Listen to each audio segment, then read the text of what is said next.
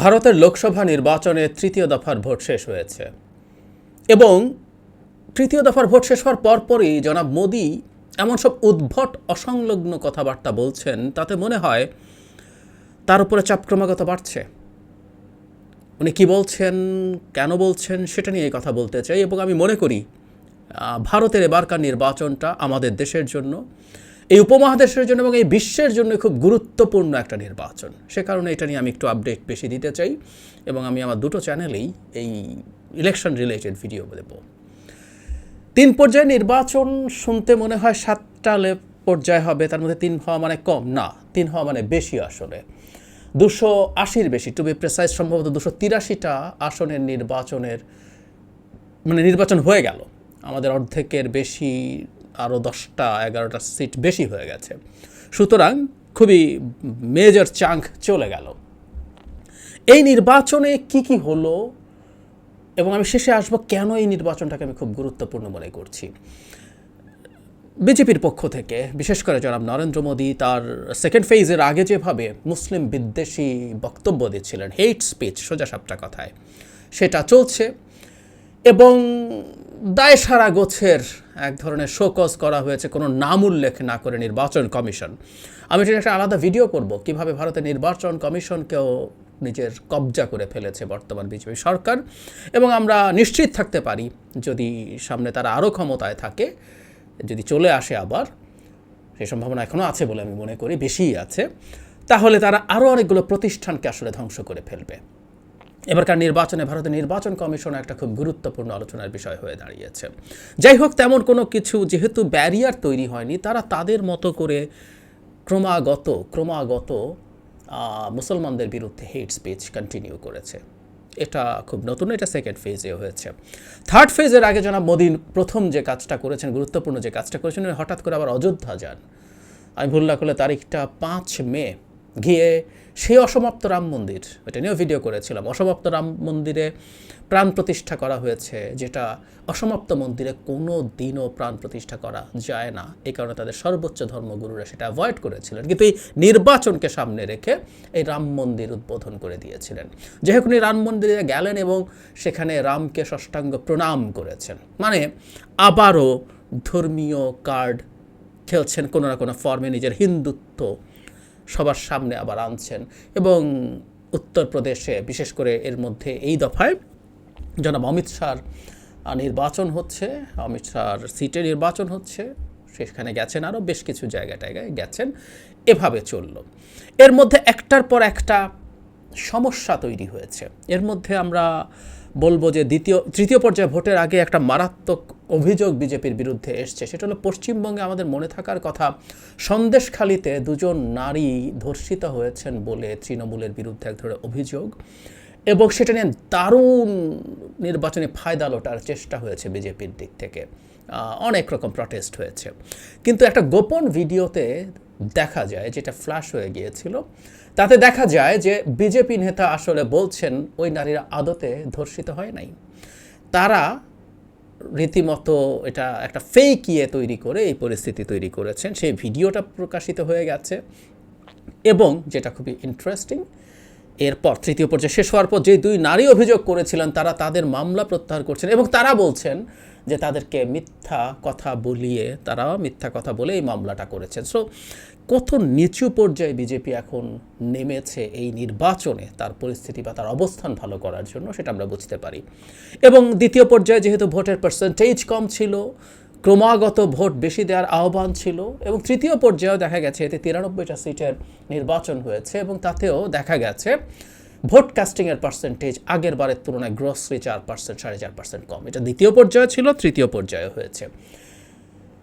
মানে কেউ এটা নানান ইন্টারপ্রিটেশন আছে। কেউ বলছেন যে ভোটের পার্সেন্টেজ কম থাকা ক্ষমতাসীনদের জন্য খারাপ কিছু না। সাধারণত ক্ষমতাসীনদের জন্য ঝুঁকি হয় যখন অনেক মানুষ ভোট দিতে আসে এবং তারা তখন মূলত অ্যান্টি ইনকামবেন্সি ভোট দিতে আসে।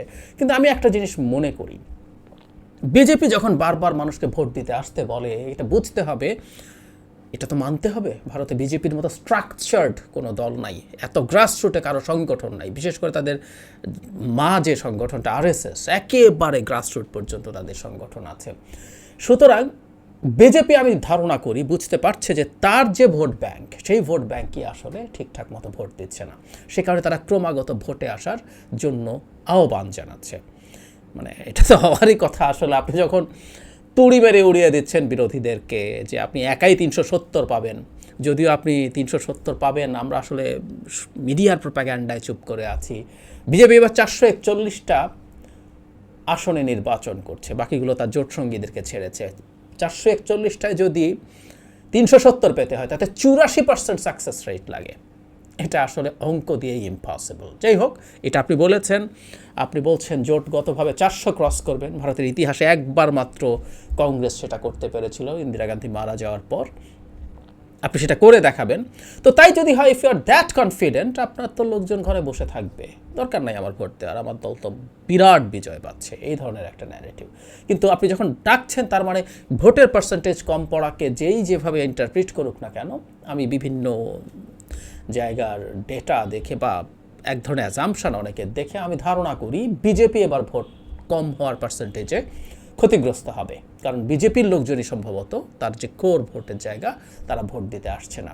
যদিও বিজেপি যেহেতু যথেষ্ট পরিমাণ মানে একেবারে গ্রাসরুট পর্যন্ত স্ট্রাকচার আছে, ভোটারদেরকে নিয়ে যাওয়ার মতো তাদের সব রকম সাংগঠনিক ক্ষমতা আছে, জোর আছে, তারা চেষ্টা করেছে, বাট দে ফেইল্ড। থার্ডবারও এসে তাদের যথেষ্ট ভোট দেয় নাই, এটা আমরা ধরতে পারি। তৃতীয় পর্যায়ের পরে এসে যেটা খুবই বড় ব্যাপার, মানে যারা মোদিকে আসলে ফলো করা উচিত। আমি আগেও বলেছি, সেকেন্ড পর্যায়ের আগে ওটা নিয়ে আমি একটা ভিডিও করেছিলাম, যখন মোদি হিন্দুদের বিরুদ্ধে ভয়ঙ্কর হেট স্পিচ দিচ্ছিল, যেটা আগে উনি করেননি। উনি প্রধানমন্ত্রী হওয়ার পর, এর আগে অনেক কিছুই করেছেন, কিন্তু প্রধানমন্ত্রী হওয়ার পর হাতে গোনা একবার দুবার উনি অতি মাইল্ড ধরনের কথাবার্তা বলেছিলেন। আমি বলেছিলাম যে তিনি এই কাজগুলো করাতেন মাঝারি বা আরও নিচের দিকের লোকজনকে দিয়ে। মাঝারিরাও বলতেন, যেন অমিত শাহর মুখে আমরা প্রচুর হেট স্পিচ শুনেছি, অ্যান্টি মুসলিম। আমরা যোগী আদিত্যনাথ, এরাও সর্বোচ্চ পর্যায়েরই নেতা। অমিত শাহ তো অনেক মুসলিমকে ওখানকার যখন সিএএ করছে তখন বাংলাদেশ থেকে গেছে এবং টার্মাইট বলেছিলেন। টার্মাইট কাউকে বলা, একটা মানুষকে ডিহিউম্যানাইজ করা কিন্তু জেনোসাইডের একটা লক্ষণ। যাই হোক, জনাব মোদি এর কাজটা এতটা করতেন না, এবার তিনি যেভাবে করেছেন, আমি আমার আগের ভিডিওটাতেই বলেছি, আপনাদের বলে থাকার কথা, বিভৎস রকম আক্রমণ করেছেন এবং মিথ্যে কথাবার্তা বলেছেন। উনি যে অভিযোগ করেছেন জনাব মনমোহন সিংকে নিয়ে, সেটা ছিল না, এটা ফ্যাক্ট চেক করে দেখা গেছে আটারলি মিথ্যে কথা বলেছেন। উনি কংগ্রেসের বর্তমান যে ম্যানিফেস্টো আছে, সেটাতে যা যা আছে বলে বলেছেন মুসলিমদেরকে নিয়ে, সেটাও ডাহা মিথ্যে কথা, একেবারে ডাহা মিথ্যে কথা বলেছেন। ঠিক একইভাবে এখন সর্বশেষ যা করেছেন, এর চেয়ে কোনো উদ্ভট কথা হতে পারে না। উনি যা বলেছেন সেটা ইংলিশ ট্রান্সলেশনটা এরকম: friends, you must have seen that for the last 5 years the prince of Congress, আমরা বুঝি রাহুল গান্ধীকে বলছেন, use to start chanting as soon as he woke up in the morning. Ever since the Rafale case, the Rafale plane কিনেছিল, got grounded, he has started to a new chant. For the last 5 years, he used to chant the names of 5 industrialists. Then he slowly started talking about Ambani Adani. But since the elections have been declared, he has stopped criticizing Ambani and Adani. Today, I want to ask the people of Telangana whether this prince can declare how much wealth he has collected from Ambani Adani for these elections. How many sacks of black money have you taken? Has a van full of notes reached for Congress? What's the deal that you stopped criticizing Adani Ambani overnight? There is definitely something fishy here. মানে কি পরিমাণ ফালতু কথা। ফালতু কথা মানে হচ্ছে এই যে হিন্দুস্তান টাইমস আগের বার ওই কাজটা করেছিল, তারা একটা ফ্যাক্ট চেক করেছে, ইজ ইট ট্রু। এরপর তারা বলছে 20 এপ্রিল থেকে তারা এখন পর্যন্ত অনেকগুলো ক্ষেত্রে তারা মানে রাহুল গান্ধী, গৌতম আদানি এবং মুকেশ আম্বানি সম্পর্কে পেয়েছে। এরপর ইনস্ট্যান্স ধরে ধরে ধরে ধরে রাহুল গান্ধীর বক্তব্য দিয়ে তারা প্রমাণ করে দেখিয়েছে রাহুল গান্ধী এখনও কত মারাত্মকভাবে অ্যাটাক করছে তাকে। মানে যারা মোদি আদানির প্লেনে ঘুরে বেরিয়েছেন গুজরাটে থাকতে, এমনকি প্রাইম মিনিস্টার হওয়ার পরও, এগুলো তো খুবই ওপেন সিক্রেট। এবং গুজরাটে থাকার সময় থেকেই আদানি আজকে এই জায়গায় এসে দাঁড়াতে পেরেছে জাস্ট তার অলিগার্ক হিসাবে। এবং আম্বানিরা পরে, আদানির নাম সবার আগে, 2 নম্বরেই আম্বানির নাম। কিন্তু উনি এই রকম মিথ্যে কথা, মিথ্যে অভিযোগ করছেন যে এটা রাহুল গান্ধী চুপ হয়ে গেছেন, কত টাকা নিয়েছেন। এবং খুব মজার ব্যাপার, আমি দেখলাম রাহুল গান্ধী একটা বেশ স্মার্ট জবাব দিয়েছেন, এবং তাই তো করা উচিত। ওদের একটা এনফোর্সমেন্ট ডিরেক্টরেট আছে, ইডি বলে, যাকে লেলিয়ে, আমাদের দুদক লেলিয়ে দেন না, মোদি এটাকে লেলিয়ে দিয়েছে বিরোধী দলের রাজনীতিবিদদের বিরুদ্ধে। অত্যন্ত নোংরাভাবে তিনি ব্যবহার করেছেন। ইনফ্যাক্ট ভারতের সবগুলো প্রতিষ্ঠান আসলে এই সরকার যারা মোদির হাতে ধ্বংস হচ্ছে তার একটা গুরুত্বপূর্ণ আরেকটা উদাহরণ হচ্ছে ইডি। তো ইডির প্রসঙ্গ তো মানে রাহুল বলছেন, তো ঠিক আছে, তারা যদি আমাকে এরকম বস্তায় বস্তায় ভ্যানে ভরে, মানে মোদি যা বলছেন তার সারাংশটা এরকম যে আপনি তো আগে সমানে তাদের বিরুদ্ধে বলতেন, 5 জন সম্পর্কে বলতেন, পরে আদানি আম্বানি সকাল থেকে উঠেই বলতেন, ইলেকশন শুরু হওয়ার পর আপনি থেমে গেলেন কেন? ইলেকশন শুরু হওয়ার পর আপনি কত বস্তা টাকা পেয়েছেন, কত ভ্যান ভর্তি টাকা পেয়েছেন কংগ্রেস, এগুলো বলতে হবে, নাহলে আপনি চুপ কেন? রাহুল বলছেন যে আপনি ইডিকে দিয়ে ওই 2 প্রতিষ্ঠানকে ধরে আপনি তাদেরকে ইনভেস্টিগেট করান এবং করায় দেখেন কত টাকা আমি নিয়েছি। Very fair answer. আপনি সবাইকে এত ধরতে পারেন, সবাইকে এত ধরেন, তো ওরা যদি বস্তায় বস্তায় কালো টাকা দিয়ে থাকে তাহলে আপনি সেটা বের করুন। কথা সেটা না, কথা হচ্ছে রেটরিক এবং প্রধানমন্ত্রীর জায়গায় দাঁড়িয়ে, মানে ভারতের মতো দেশে এখনও কতগুলো রীতি ছিল। আপনি যখন একটা দেশের প্রধানমন্ত্রী, আপনি আসলে রাষ্ট্রের প্রধানমন্ত্রী, আপনি একজন নির্বাচিত প্রধানমন্ত্রী, আপনি বাংলাদেশের প্রধানমন্ত্রী নন যে যাতা বলবেন। ভারতে এই নর্ম আছে, এই নর্ম বহুদিন থেকে ফলোড হয়েছে, আপনি মিথ্যা কথা বলবেন না, এক ধরনের রীতি। বলে না একেবারেই তা না, কিন্তু ডাহা মিথ্যা। ওই যে বললাম মুসলিমদেরকে নিয়ে কংগ্রেস কী বলেছে বা মনমোহন সিং কী বলেছে, যেমন ডাহা মিথ্যা বলেছে, এটাও অত্যন্ত ডাহা মিথ্যা। এবং কাদেরকে নিয়ে? যারা তার অলিগার্ক হিসাবে সারা পৃথিবী জানে, তারা এখন কংগ্রেসকে টাকা দিয়েছে বস্তা বস্তা বলে বলছে। আমি এই কারণে বলছি যে জনাব মোদির ভীষণ মরিয়া অ্যাটিটিউড দেখা যাচ্ছে, যার জন্য উনি যাতা বলছেন, একেবারেই যাতা বলছেন। এটা ইন্ডিকেট করে ওনার অবস্থা ভালো না।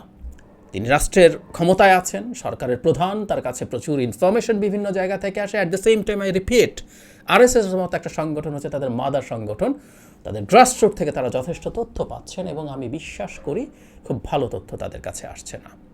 এখন ফল কী হবে? বিজেপি হেরে যাবে? আমি আমার প্রথম ভিডিওতে ইলেকশন নিয়ে বলেছিলাম যে নির্মলা সীতারামনের হাজব্যান্ড, ভারতের এখনকার অর্থমন্ত্রী পারাকালা প্রভাকর, যিনি নিজেরই অনেক পরিচয়, উনি একজন অর্থনীতিবিদ, পলিটিক্যাল কমেন্টেটর, তিনি বিজেপি তো জিতবেই না বলছেন বিজেপি 220-25 সিট পাবে। আমি র্যাদার আরেকজন মানুষকে এখানে আপনাদের সামনে পরিচয় করিয়ে দেয়, আপনারা অনেকেই চেনেন, যারা চেনেন না তাদের সামনে নতুন করে পরিচয় করিয়ে দেয়া। উনি হচ্ছেন যোগেন্দ্র যাদব। উনি একজন সেফোলজিস্ট হিসাবে খুবই বিখ্যাত। সেফোলজিস্ট মানে যারা নির্বাচনী পরিস্থিতি, মাঠ, এগুলো অ্যানালাইজ করেন এবং অনেক ক্ষেত্রে তাদের এক ধরনের প্রেডিকশন দিতে পারেন।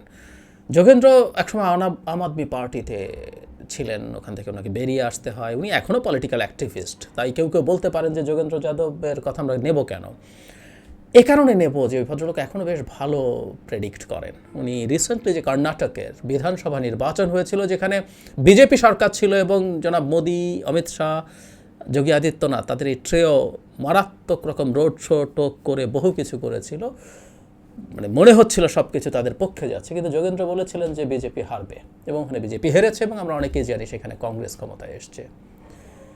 যোগেন্দ্র যাদব যেটা বলছেন, উনি ভারতের অনেকগুলো রাজ্য, নির্বাচনের আগে থেকেই বলছেন, উনি ভারতের অনেকগুলো রাজ্যে ঘুরেছেন, বিশেষ করে সোকল হিন্দি হার্টল্যান্ড, যে রাজ্যগুলোতে প্রচুর হিন্দিভাষী মানুষ আছে, আমরা জানি এগুলোই বিজেপির, উত্তর ভারতের মূলত এগুলোই বিজেপির শক্তি, সাথে এদিকে বিহারও তাদের শক্তির জায়গা। এই জায়গাগুলোতে তিনি ঘুরে টুরে ওনার মনে হয়েছে আসলে মোদি ম্যাজিক নাই, মানুষের মধ্যে বিজেপির ক্ষমতায় থাকা নিয়ে, বিজেপির শক্তি নিয়ে যথেষ্ট শক্ত প্রশ্ন আছে। তবে উনি বাস্তববাদী মানুষ, উনি খুব চমৎকারভাবেই বলেছেন সেটা হচ্ছে দ্যাট ডাজন্ট নেসেসারিলি মিন যে এটা ভোটের বাক্সেই পুরোপুরি ট্রান্সলেটেড হবে, নট নেসেসারিলি সেটা যে হবেই এটা বলা কঠিন। কারণ আপনার প্রতি ডিসকন্টেন্ট আছে, আপনার প্রতি ডিসস্যাটিসফ্যাকশন আছে, সেগুলোকে আসলে ভোটের বাক্স পর্যন্ত নিয়ে আসার জন্য সাংগঠনিক স্ট্রেংথ এবং তৎপরতা দরকার। বিরোধীদের অতটা স্ট্রং তৎপরতা নেই, ফলে এটা ডিজাস্টার হয়ে যাবে তা না, আবার একেবারেই প্রভাব পড়বে না তা না। মানে ওনার ভাষ্য মতে প্রথম মানে সেকেন্ড আর থার্ড দুটোতে ওনার ধারণা যে BJP significant number of seats হারাবে। ওনাকে জিজ্ঞেস করা হয়েছিল বিজেপি আসবে কি আসবে না, উনি আসলে জবাব দেননি এভাবে স্পেসিফিকলি, অন্তত আমি যে কটা তার ইন্টারভিউ দেখেছি সেগুলোতে পাইনি। কিন্তু আমার কাছে তারপরও মনে হয়, যেটা আমি আমার প্রথম ভিডিও সেকেন্ড ভিডিও দুটোতেই বলেছি, আমি এখনও থার্ড ফেজের পরও আমার কাছে এখনও মনে হয় যে খুব মার্জিনালি হলেও বিজেপির এখনও সরকার গঠন করার সক্ষমতা আছে। তবে হাওয়া ভীষণ রকম ঘুরে যাচ্ছে, খুব দ্রুত ঘুরে যাচ্ছে। এখন ইন্ডিয়া জোট যদি তাদের পারফরমেন্সটা ভালো মতো করতে পারে, সামনের যে বাকি তিনটা আছে, যাতে যদিও এখানে অর্ধেকের কম সিট তারপর অনেক, এগুলোতে যদি ভালো পারফর্ম করতে পারে, একটা জিনিস একটু মনে রাখা দরকার যে অর্ধেকে গেল নির্বাচন হয়ে, সেই অর্ধেকের বেশি যে সিটগুলো 3 পর্যায়ে, এগুলোতে বিজেপি গত নির্বাচনে পরের এই বাকি 4টাতে যতগুলো সিট আছে তার চাইতে বেটার পারফর্ম করেছে, তাদের সাকসেস রেট ওই দিকটায় বেশি ছিল। সুতরাং এদিকটায় অলরেডি তাদের আগে থেকেই খারাপ পারফরমেন্স ছিল তুলনামূলকভাবে। বিজেপি গতবার এমনি যথেষ্ট ভালো করেছে, তুলনামূলকভাবে একটু খারাপ পারফরমেন্স ছিল। সেই খারাপ পারফরমেন্সের জায়গাগুলোতে ভোট হচ্ছে এবং 3 পর্যায়ে পরে যে জায়গায় দাঁড়িয়েছে, এখানে বিজেপিকে যদি যথেষ্ট ভালো চাপে ফেলা যায় তাহলে বিরোধীদের একটা সম্ভাবনা হলেও হতে পারে। তারপরও আমার কাছে এখনও মনে হয় বিজেপির ক্ষমতায় আসার সম্ভাবনাই বেশি অনেক। তবে নিশ্চিতভাবে 370-400 ওইসব একেবারেই বাজে আলাপগুলো সরিয়ে রাখি, কিন্তু আমি একটু ভুলে গিয়েছিলাম, এই কথাগুলো বলে আবার দরকার মনে করছি। এই নির্বাচনটা আমাদের খেয়াল রাখা দরকার। ভারতে একটা পরিচয়বাদী আইডেন্টিটি পলিটিক্স করা ফ্যাসিস্ট দল আরেকবার ক্ষমতায় আসা মানে এটা ভারত রাষ্ট্রের জন্য ক্ষতিকর। জনাব ওবামা ক্রিস্টিয়ানা মনপোরের সাথে ইন্টারভিউতে, যখন জনাব মোদি আমেরিকায় গেছেন, তখন ওবামা বলেছিলেন যে বিজেপির রাজনীতি ভারতকে ভেঙে ফেলে দিতে পারে। I agree with that. আমিও ভারতের এইরকম পরিণতি চাই না, এবং আমাদের সাবকন্টিনেন্টের ক্ষতি হবে এবং সারা বিশ্বেরও ক্ষতি হবে। এবং বিজেপির হেরে যাওয়া এই বার্তা, বা আমাদের যারা গণতন্ত্র লিবারেল ডেমোক্রেসির কথা ভাবি, তারা বিজেপির হেরে যাওয়া দিয়ে একটা মেসেজ আমাদের জন্য পাওয়া নিশ্চিত হবে, সেটা হচ্ছে একটা আইডেন্টিটি পলিটিক্স ঠিক কতদিন ক্ষমতায় থাকতে পারে এবং সেটা ঠিক কতটা দাপট নিয়ে থাকতে পারে। আমরা অলরেডি 10 বছর পরেই অন্তত দাপট কমার লক্ষণ দেখছি। আর যদি হয় সেটা শেষ পর্যন্ত ক্ষমতা থেকে তারা চলে যেতে হয়েছে, পরিচয়বাদী রাজনীতির পরাজয় পৃথিবীর ভবিষ্যতের জন্য, বিশেষ করে পৃথিবীর সবচেয়ে বড় গণতান্ত্রিক রাষ্ট্র, মানে দ্বিতীয় বড় গণতান্ত্রিক রাষ্ট্রের সাথেও তার গ্যাপ কত বড়, তাই না?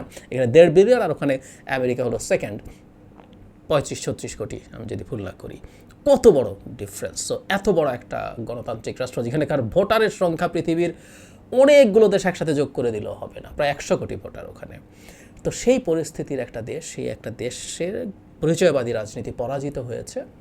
এটা বিশ্বের গণতন্ত্রের ভবিষ্যতের জন্য নিশ্চিতভাবে একটা চমৎকার উদাহরণ হয়ে থাকবে।